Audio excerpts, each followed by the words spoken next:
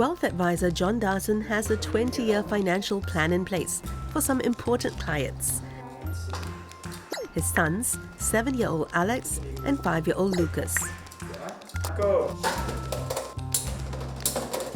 So with the money you've saved so far this year, is there anything bigger that you think you might want to buy next time when you're a bit older? 20,000 houses. 20,000 houses? Well, let's start with one house. John and his wife put in money each month into an equity and bond portfolio for the 2 children, as well as their youngest child. They also put a smaller amount into an endowment plan that will grow over the next 20 years.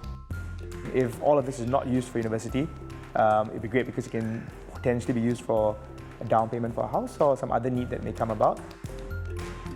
Besides putting in money monthly, John also tops up the fund with money from red packets the children receive during festive periods and on birthdays, as well as savings from their allowances. I like the idea of automation. So every month, on a certain date, a fixed amount gets allocated to each of their portfolios. And aside from the automation, another big benefit is the dollar cost averaging.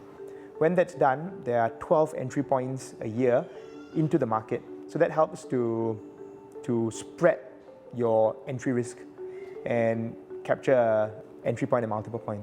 And what I do is at the end of the month, I account for all our expenses, and whatever's in excess of that has come in from our income, I would top up the portfolios in an ad hoc manner. This also goes for the same for the allowance that they save. John wants to make use of the long runway the children have and let the magic of compounding do its work over the next 20 years. For instance, $100 put every month into an equity portfolio generating returns of 7% a year will give you close to $50,000 at the end of 20 years.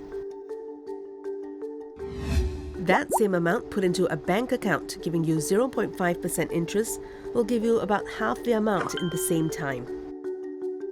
If you take the long-term rate of return of equity, historically, you're looking at about 8% per annum. I'm putting in assets which tend to be more aggressive, but have growth over this sort of time period.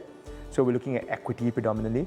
So the portfolios that I've been using have been 90% equity and about 10% bond.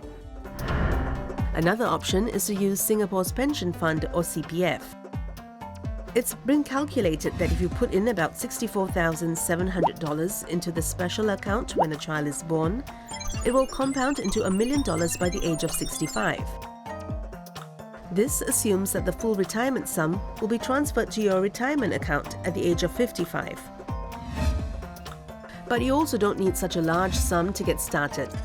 Even if you put in a smaller amount of $100 a month or $1,200 a year for 20 years, it will compound to $315,000 after 65 years using that same assumption.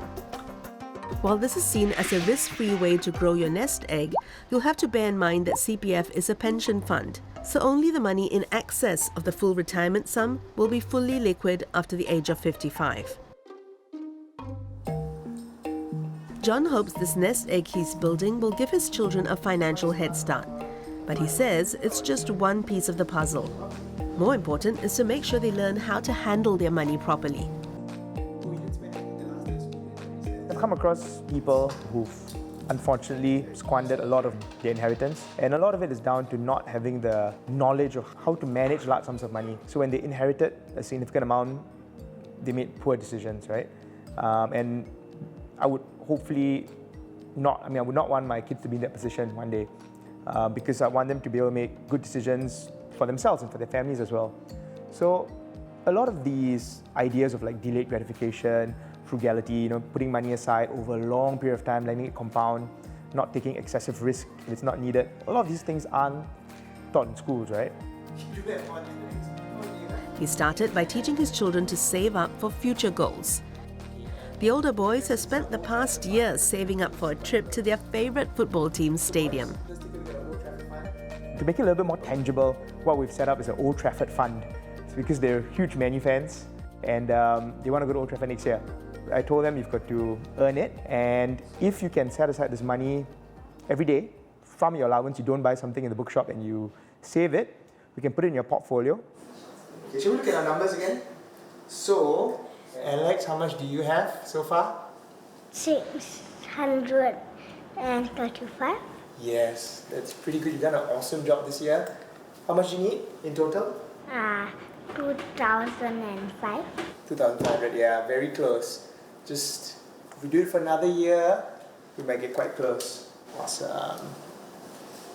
What do you think? John hopes to gradually introduce more sophisticated concepts about investing to his children as they grow older.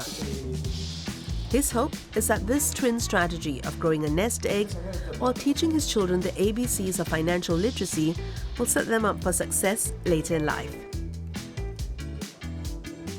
I feel like as we do that, we can teach them and they can have their portfolio grow as well. And when they're older, they might feel some sort of, they've done something, they've actually grown this portfolio. And they don't feel like, okay, let's go out and buy a BMW or something. They actually feel like they want to use it for a purpose which can serve them better in the long run.